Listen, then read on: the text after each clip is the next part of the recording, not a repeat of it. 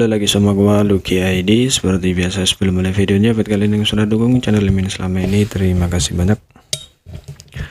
Buat kalian juga yang belum subscribe, silahkan di subscribe karena subscribe itu gratis, tidak bayar. Dan buat kalian juga yang sudah donasi, terima kasih banyak, semoga dilancarkan rezekinya, amin.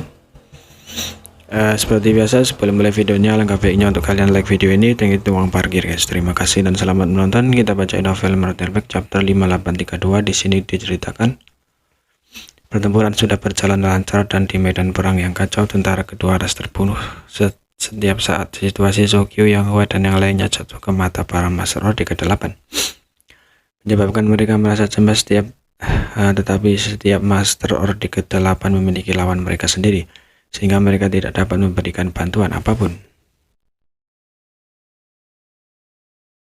Tidak lama setelah pertempuran dimulai, Sokyo yang kuat dan aura gila lainnya mulai berjatuhan.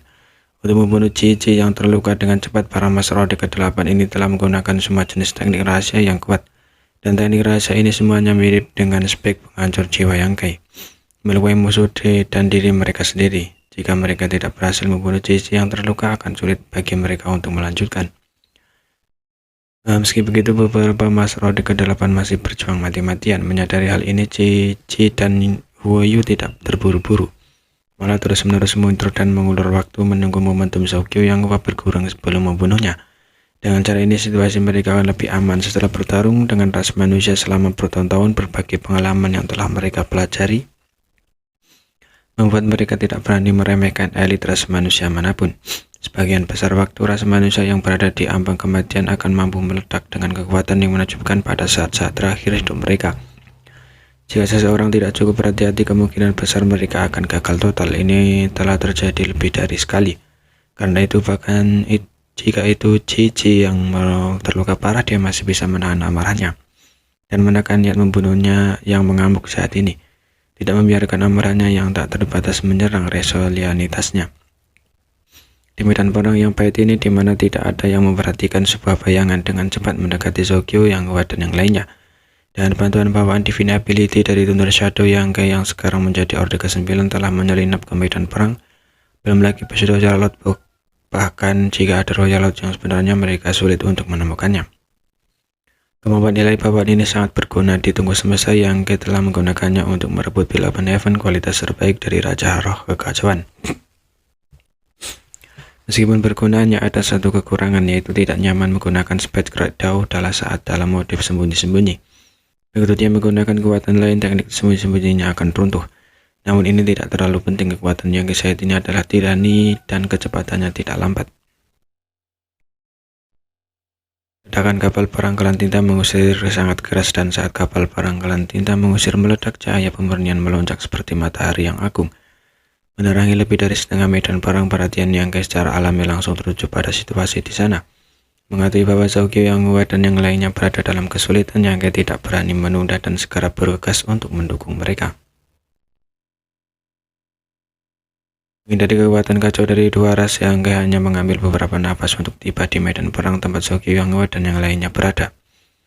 Pada saat ini, aura beberapa Master Orde ke-8 telah melemah secara ekstrim.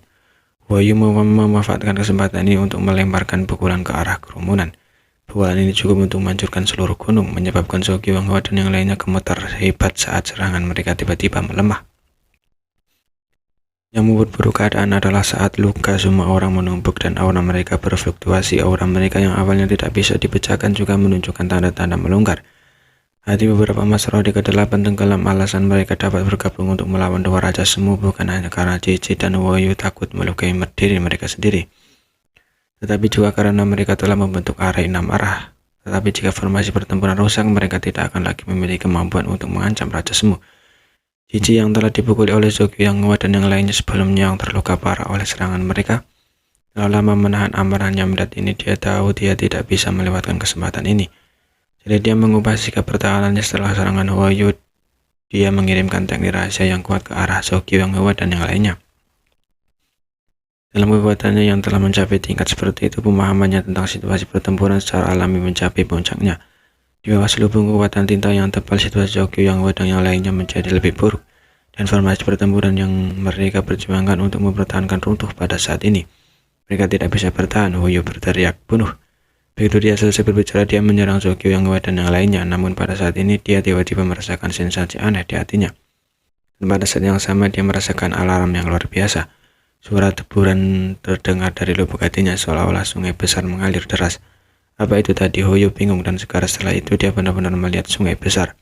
Sungai yang menerjang muncul entah dari mana dan jatuh ke arahnya.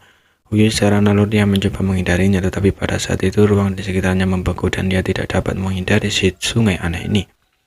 Sungai menyapu dan Hoyo menghilang. Perubahan mendadak ini mengejutkan Cici yang berdiri di samping, dan ketika dia menoleh untuk melihat, dia melihat sungai besar yang membentang di kekosongan. Di tengah sungai ini dia sama-sama melihat Hoyo berjuang melawan, tetapi saat ombak menghantamnya, sosok itu menghilang. Kulit kepala Cici menjadi mati rasa dan pori-porinya hampir pecah karena dia melihat sosok berdiri di depan sungai besar. Dengan sekali pandang dia mengenali identitas orang ini, Yangkei, bintang pembunuh ras manusia yang telah membawa kerugian besar bagi klan Tinta selama ribuan tahun. Cici belum pernah melihat Yangkei sendiri. Dia adalah salah satu dari banyak penguasa wilayah bawaan yang telah melarikan diri dari pembatasan besar awal surgawi.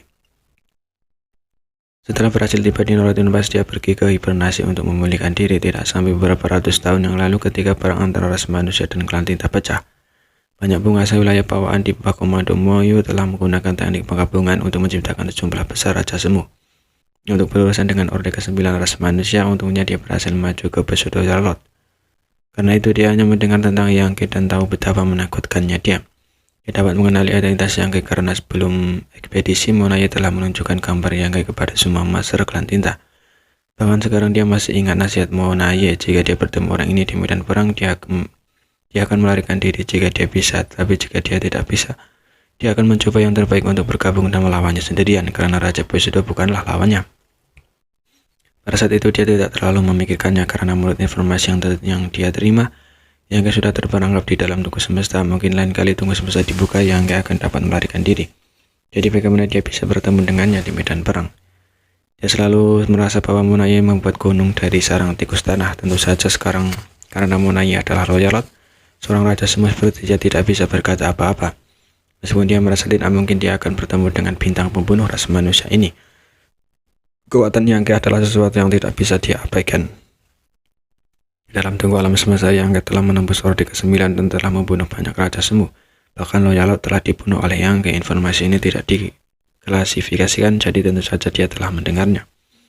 Tapi dia tidak pernah membayangkan bahwa hal yang mustahil seperti itu akan benar-benar terjadi tepat di depan matanya. Bintang pembunuh ras manusia yang seluruhnya terperangkap di dalam tunggu semesta tiba-tiba muncul di medan pertempuran domain E5 dan menggunakan beberapa metode yang tidak diketahui untuk menjebak